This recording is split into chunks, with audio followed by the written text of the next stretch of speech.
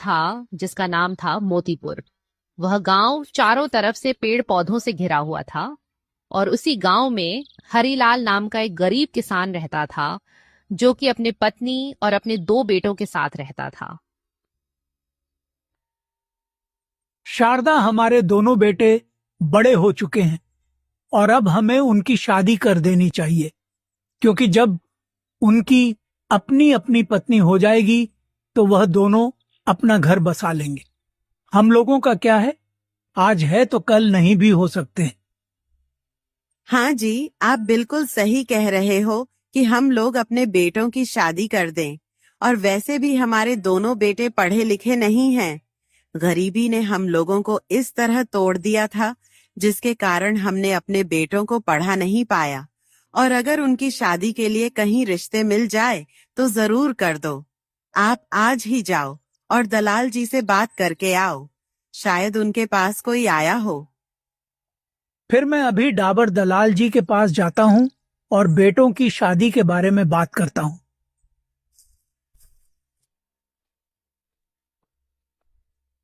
हरीलाल डाबर दलाल के पास जाता है और अपने बेटे रघु और बिरजू की शादी के बारे में बात करता है। आओ आओ भाई हरीलाल, और क्या हाल है? और इतनी सुबह सुबह तुम मुझे दर्शन देने के लिए कैसे निकल आए हो? मैं आपकी किस रूप में सहायता कर सकता हूं? मेरा हाल तो बहुत अच्छा है डाबर दलाल भाई, और तुम मेरी सहायता जरूर करना। इसीलिए तो मैं यहाँ तुम्हारे पास चलकर आया हूँ। देखो, मेरे दोनों बेटे बड़े हो चुके हैं और मैं दोनों बेटों की शादी एक साथ करना चाहता हूँ।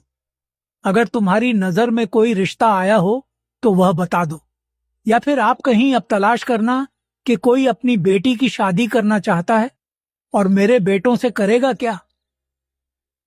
ओ, तो आप अपने बेटों की शादी करना चाहते हो? हाँ, अच्छा भी है, दोनों की शादी कर दो। वैसे भी आपकी उम्र भी बहुत हो चुकी है। और हाँ, 2 दिन पहले एक रिश्ता आया था। वह मुझसे कह रहे थे कि मेरी एक बेटी है और मैं उसकी शादी करना चाहता हूं। और दूसरे गांव का भी एक रिश्ता आया था। वह भी कह रहे थे कि मैं अपनी बेटी की शादी करना चाहता हूं। मैं तो कहता हूं कि उधर दोनों की एक एक बेटी है और इधर तुम्हारे दोनों बेटे हैं, तो उनकी बेटियों से तुम अपने बेटों की शादी कर दो। हाँ भाई, ये रिश्ते तो बहुत अच्छे मिल रहे हैं, मौके पर मौके। लेकिन क्या वह हम जैसे गरीबों के यहाँ शादी करेंगे? आपने उनसे पूछा था कि क्या वह गरीब का बेटा हो या अमीर का, तो वह किसके साथ शादी करेंगे? भाई तुम बेफिक्र रहो। उन्होंने कहा है कि उन्हें अमीरी और गरीबी से कोई मतलब नहीं है, क्योंकि उधर का एक रिश्ता ज्यादा अमीर है और एक रिश्ता कुछ काम है। लेकिन उन्हें एक अच्छे स्वभाव के लड़के चाहिए, और तुम्हारे दोनों बेटे भी अच्छे स्वभाव के हैं, तो मुझे नहीं लगता कि वह इस शादी को कैंसिल करेंगे। मैं आज ही उनके पास जाऊंगा और उन्हें बता दूंगा कि लड़के मिल चुके हैं, और तुम भी बस अब शादी की तैयारी करो जाकर। अब हरीलाल बहुत खुश था क्योंकि उसको रिश्ते मिल गए थे और अब उसके बेटों की शादी हो जाएगी।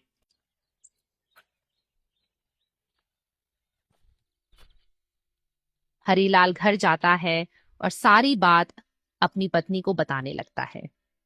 देखो शारदा, हर रिश्ता तो दोनों बेटों के लिए मिल गया है, लेकिन बात कुछ ऐसी है कि उसमें से एक रिश्ता अमीर घर से है और एक रिश्ता कुछ गरीब घर से। लेकिन अब मुझे कुछ समझ नहीं आ रहा है कि किस बेटे की शादी अमीर घर वाले रिश्ते से कराई जाए और किस बेटे की शादी गरीब घर वाले रिश्ते से कराई जाए। देखो, हमारे दोनों बेटे जुड़वा है। दोनों में बड़े और छोटे होने का अंतर सिर्फ 1 घंटे का है, लेकिन दोनों में फर्क बहुत बड़ा है, क्योंकि हमारा बड़ा वाला बेटा बहुत समझदार है। वह हर परिस्थिति को समझता है और उससे निकलने की भी दम रखता है। लेकिन हमारा छोटा वाला बेटा कुछ काम समझदार है और उसमें थोड़ा बहुत लालच भी है, और वह सब परिस्थिति को नहीं समझता है। इसीलिए अमीर घर वाला रिश्ता छोटे बेटे के लिए और गरीब घर वाला रिश्ता बड़े बेटे के लिए अच्छा रहेगा। और आपको क्या सही लगता है? आप अपनी राय मुझे दो। देखो शारदा, तुमने जो कहा है बिल्कुल ठीक कहा है, और मेरी राय भी यही है कि अमीर घर वाला रिश्ता छोटे बेटे के लिए और गरीब घर वाला रिश्ता बड़े बेटे के लिए ही सही रहेगा। अब तुम दोनों बेटों को बता दो जाकर कि उनकी शादी तय हो गई है और कुछ दिनों में उन दोनों की शादी भी होगी। शारदा खुशी खुशी अपने बेटे के पास जाती है और उनसे कहती है, देखो मेरे दोनों लाडले बेटों, तुम दोनों की मैंने और तुम्हारे बाबूजी ने शादी तय कर दी है। बस कुछ दिनों में तुम लोगों की शादी हो जाएगी। फिर तुम लोग अपना अपना परिवार बना लेना और कभी एक दूसरे से लड़ाई झगड़ा मत करना। ठीक है माँ, हम दोनों भाई आपस में मिलजुल कर रहेंगे और कभी भी लड़ाई झगड़ा नहीं करेंगे, क्योंकि आज तक मैंने अपने छोटे भाई को कुछ नहीं कहा है। लेकिन हम दोनों को देखकर कोई मुझे बड़ा नहीं बताया, बल्कि मेरे छोटे भाई को बड़ा बताएगा। लेकिन मुझे इसका कोई अफसोस नहीं है। बेशक मेरा छोटा भाई मुझे बड़ा लग रहा है, लेकिन हर मुश्किल में मैं उसका साथ और वह मेरा साथ देगा।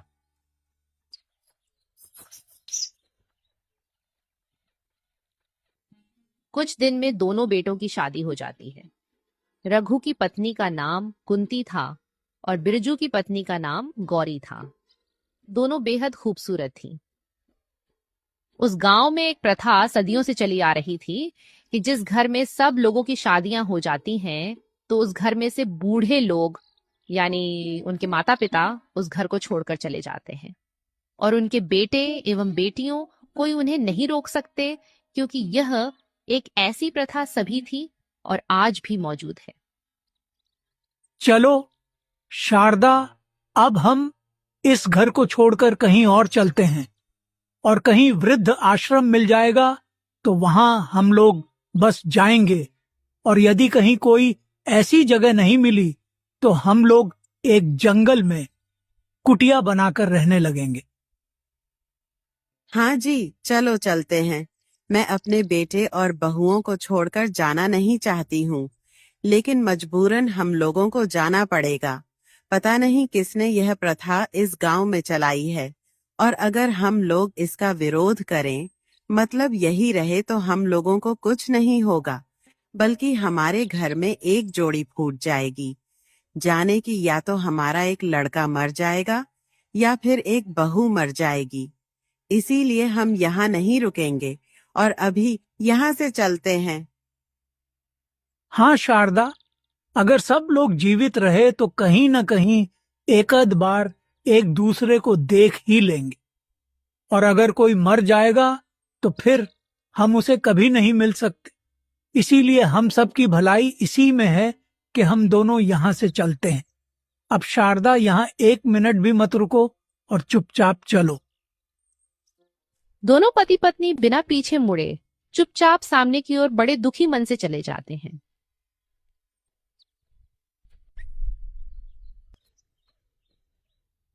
बिरजू की पत्नी बहुत ज्यादा धन दौलत अपने मायके से लाई थी और रघु की पत्नी ज्यादा कुछ नहीं ला सकी।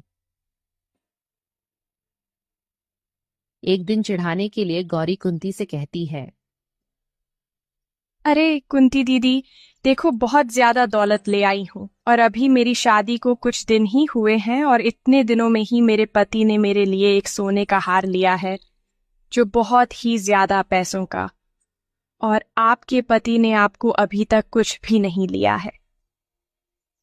अरे बधाई हो गौरी, तुम्हें तुम्हारे पति ने जो सोने का हार ले दिया है। ये सच है कि मेरे पति ने अभी तक मेरे लिए कुछ भी नहीं खरीदा है, क्योंकि वह कह रहे थे अभी उनके पास पैसे नहीं हैं, और जब फसल तैयार होगी तब उसे ही बेचकर कुछ न पूछो जेवर तुम्हारे लिए खरीद दूंगा, इसीलिए वह बाद में खरीदेंगे। अरे यह सब तो बकवास है। वह तुम्हारे लिए तुम्हें कुछ नहीं लेना चाहते हैं, क्योंकि उनके पास फूटी कौड़ी तक नहीं होगी, और जैसा हार मेरा है वैसा तो तुम कभी देख तक नहीं पाओगी। तुम्हारे पति तुम्हारे लिए वैसा हार कभी ले भी नहीं पाएंगे। अरे तुम्हारी औकात ही भी है उस हार को पहनने की। गौरी कुंती का बहुत मजाक उड़ाती है और उसे अपने से नीचे दिखाने की कोशिश करती है, और गौरी की बातों का कुंती को बहुत बुरा लगता है और वह चुपचाप वहां से चली जाती है। इधर बिरजू अपने भाई से कहता है, देखो भाई, मेरे खेत में अभी भी गीली मिट्टी निकल रही है, लेकिन तुम्हारे खेत में सूखी मिट्टी निकाल रही है। इससे यह साफ साफ पता चलता है कि इस बार मुझे तुमसे बहुत ज्यादा फसल मिलने वाली है और तुम्हें इस बार बहुत कम फसल मिलेगी। हाँ भाई, ये सच है कि तुम्हारे खेत में गली और मेरे खेत में सूखी मिट्टी निकल रही है, लेकिन यह सच नहीं है कि किसको कितनी फसल मिलेगी, क्योंकि यह सब मेहनत और किस्मत की बात होती है। जो भी ज्यादा मेहनत करेगा उसको ज्यादा फसल मिलेगी, और जो कम मेहनत करेगा उसको कम फसल मिलेगी। और अगर कहीं भगवान की बद्दुआ से कोई प्राकृतिक आपदा आ जाए, तो चाहे किसी ने कितनी भी मेहनत की हो और चाहे ने कुछ भी मेहनत ना की हो, लेकिन उसमें फसल किसी को नहीं मिल पाएगी। और अगर किसी ने अपनी फसल को काट लिया, प्राकृतिक आपदा आ गई, तब तो मेहनत करने वाले को उसका फल मिल ही जाएगा। अरे हाँ हाँ, इन झूठे दिलासों से तुम खुद को ही समझा सकते हो, लेकिन मुझे तो पूरा भरोसा है कि इस बार मुझे बहुत अच्छी फसल मिलेगी और कोई प्राकृतिक आपदा भी नहीं आएगी।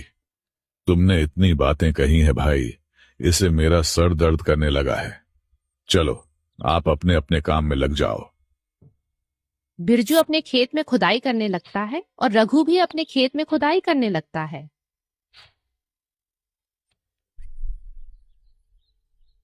शाम होने पर रघु एक मंदिर के सामने खड़े होकर भगवान से प्रार्थना करते हुए दुआएं मांगता है। हे भगवान, मैं तेरा परम भक्त हूं और बरसों से मैं तुझसे दुआएं मांगते हुए आया हूं, और अपनी दुआओं में मुझे बहुत कुछ दिया है, और इस बार फिर से मैं आपसे दुआ मांगता हूं। और दुआ में यह है कि आप इस बार मेरी और मेरे गांव के सभी किसानों की फसल अच्छी कर देना, ताकि सब लोग खुशी खुशी अपना जीवन बिता सके। पास ही कुछ दूरी पर खड़ा बिरजू उसको ऐसी दुआएं मांगता देखकर खुद से हंसते हुए कहता है, मेरा बड़ा भाई भी ना कितना बड़ा मूर्ख है कि पत्थरों से दुआएं मांग रहा है और माना कि यह पत्थर इसकी मदद करेंगे, लेकिन यह तो सबके लिए दुआ मांग रहा है। अगर इसकी जगह मैं होता तो मैं सिर्फ खुद के लिए दुआ मांगता और दुआ में धन दौलत मांगता, लेकिन मुझे कुछ भी इन पत्थरों से मांगने की जरूरत नहीं है, क्योंकि यह मेरी कुछ मदद नहीं कर सकते। हम हे भगवान, तू मुझ पर अपनी इतनी दया बनाए रखने की किसी भी इंसान को मुझे कभी भी कोई तकलीफ ना हो, और अगर उसे मुझसे तकलीफ हो तो आप स्वप्न में आकर मुझे सब कुछ बता देना, जिससे मैं उसके पास से दूर चला जाऊंगा और वह अपना जीवन खुशी से व्यतीत कर ले।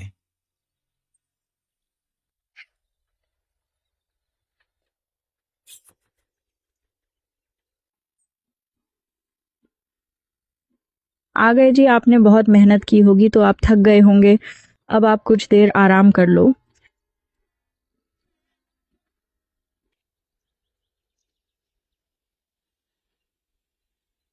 कुछ दिन बाद दोनों भाइयों की फसल बहुत अच्छी तैयार हो जाती है। अरे कुंती, भगवान की दुआ से हमारी फसल बहुत अच्छी तैयार हुई है।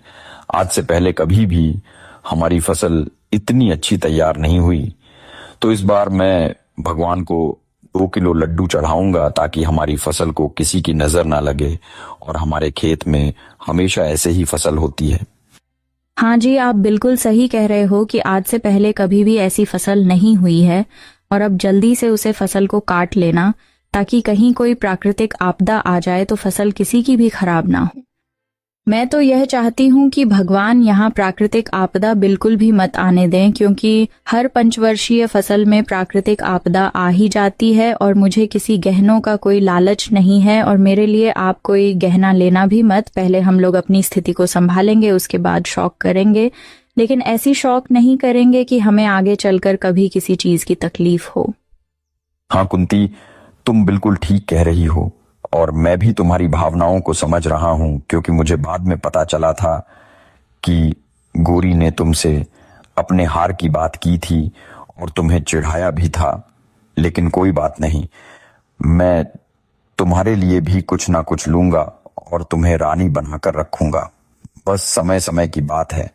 अब हमें जा रहा हूं फसल को काटने के लिए।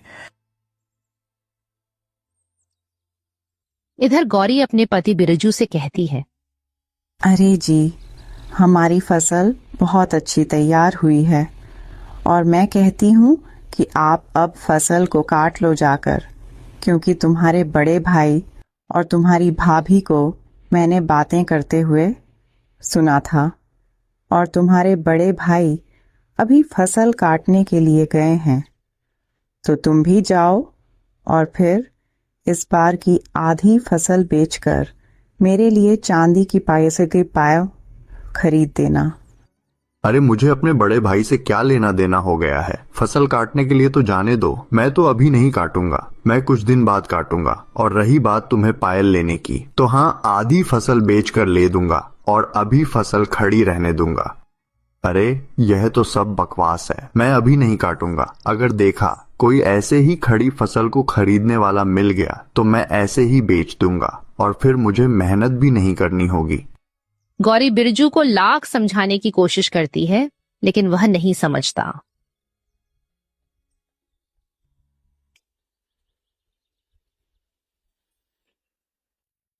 कुछ ही दिनों में रघु ने अपनी सारी फसल काटकर अपने घर में रख ली थी, लेकिन बिरजू ने अभी तक अपनी फसल नहीं काटी थी और वह सारी फसल उसके खेत में ही खड़ी थी।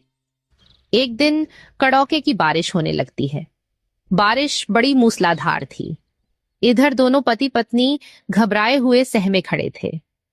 तभी बिरजू रोते स्वभाव में गौरी से कहता है असाध्य, गौरी, यह तो बड़ी खतरनाक और मूसलाधार बारिश हो रही है।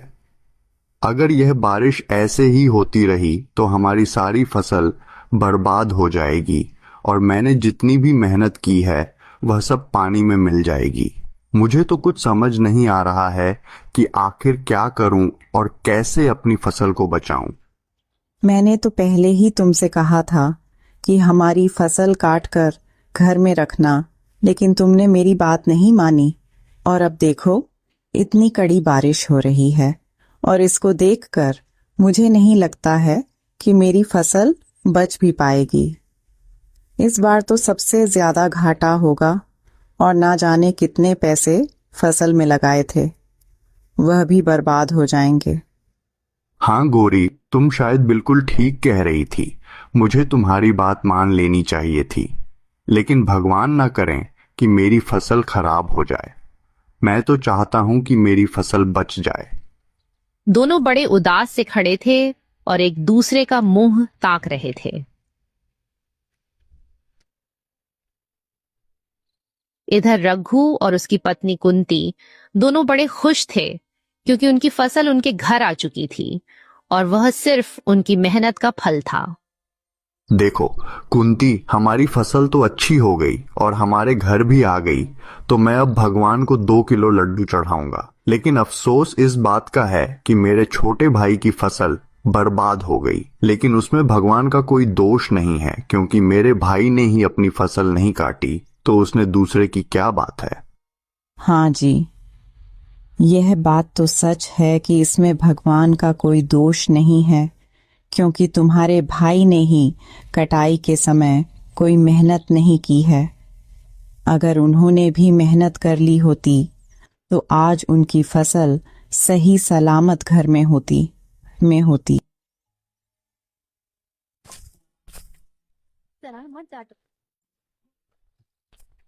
एक दिन रघु का छोटा भाई बिरजू रघु के पास आता है और रघु उससे कहता है, मेरे छोटे भाई बिरजू, मुझे बहुत अफसोस हुआ जब मुझे पता चला कि तुम्हारी फसल खराब हो गई है, और अब तुम भी ज्यादा उदास मत होना। अगली फसल की तैयारी करना, क्योंकि यह प्राकृतिक आपदाएं तो आती ही रहती हैं। कभी अपना दिल छोटा मत करना भाई। लेकिन तुमने अपनी फसल क्यों नहीं काटी थी? फसल तो तैयार हो गई थी। इस पूरे गांव में सिर्फ तुम्हारी फसल ही खराब हुई है, क्योंकि तुमने अपनी फसल नहीं काटी थी।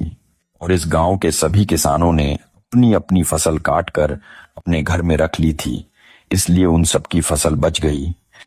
अरे हाँ हाँ, यह झूठे दिलासे मत दो भाई। तुम्हें तो बहुत खुशी मिली होगी जब तुम्हें पता चला होगा कि मेरी फसल खराब हो गई है। और अब करूंगा भी क्या, बस अगली फसल की तैयारी करूंगा। नहीं मेरे छोटे भाई, तुम्हें लग रहा होगा कि मैं खुश हूं, लेकिन कम से अंदर से मैं बहुत टूट चुका हूं, क्योंकि तुम मेरे भाई हो और अगर तुम्हारा नुकसान होगा तो वह मेरे नुकसान के बराबर होगा। अगर चोट तुम्हें लगेगी तो दर्द मुझे होगा। भाई मैंने कभी भी तुम्हारे बारे में बुरा नहीं सोचा है और ना ही कभी सोचूंगा। बेशक अगर तुम्हारे पास पैसे ना हो बीज बोने के लिए तो मेरे पास से बीज ले लो और बाद में जब तुम्हारी फसल तैयार हो जाए तो मुझे दे देना। नहीं नहीं, ऐसी कोई बात नहीं है कि मेरे पास पैसे नहीं हैं। अरे मेरे पास तो बहुत पैसे हैं, मैं फिर से भी बोल दूंगा। अच्छा ठीक है, तुम मजे करो, मैं यहां से चलता हूं। रघु को बिरजू की बातों का बुरा लगता है, लेकिन वह दिल पर हाथ रखकर खुद को समझ लेता है कि आखिर वह उसका भाई ही है।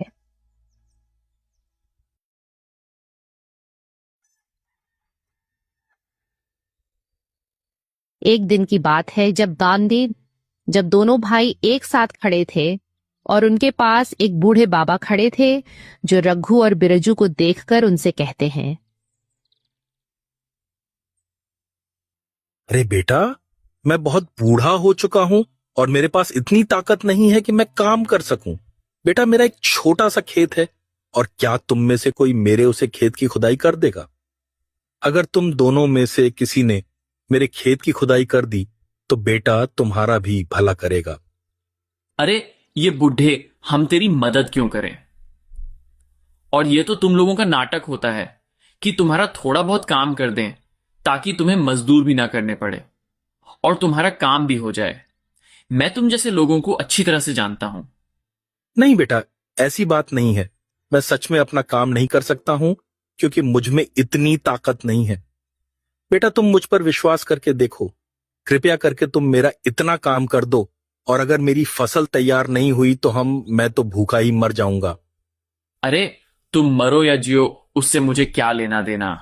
अच्छा बुढ़े, तू यहां से निकाल, मेरा दिमाग खराब हो रहा है, मुझे नहीं करनी तेरी कोई मदद।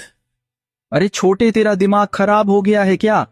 अरे कम से कम उनकी उम्र का तो लिहाज कर ले, तुझे तो बिल्कुल अकल ही नहीं है। अच्छा बाबा, मैं चलता हूं और तुम्हारा खेत खोद देता हूं और बिरजू तुम भी मेरे साथ चलो, बेशक तुम वहीं खड़े रहना। रघु बूढ़े बाबा का खेत खोदने लगता है, लेकिन बिरजू चुपचाप वहीं खड़ा रहता है।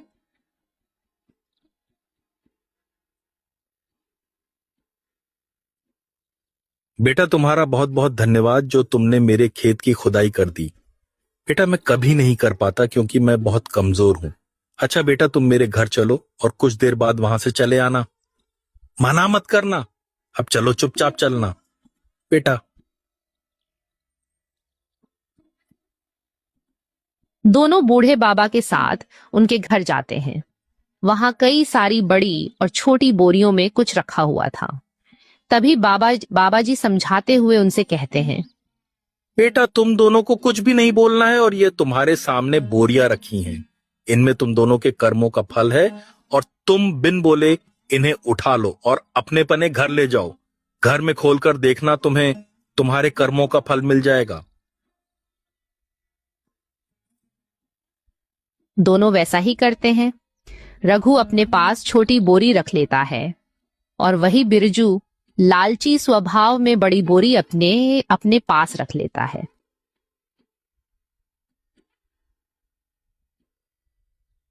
रघु घर आकर अपनी बोरी खोलना है तो उसमें उसे सोने के बहुत सारे गेहूं मिलते हैं, जिसे देखकर रघु बहुत खुश होता है। वहीं बिरजू अपनी बोरी खोलना है तो उसमें सिर्फ नॉर्मल चावल ही मिलते हैं। वह समझ जाता है कि वह उसके लालच का फल था।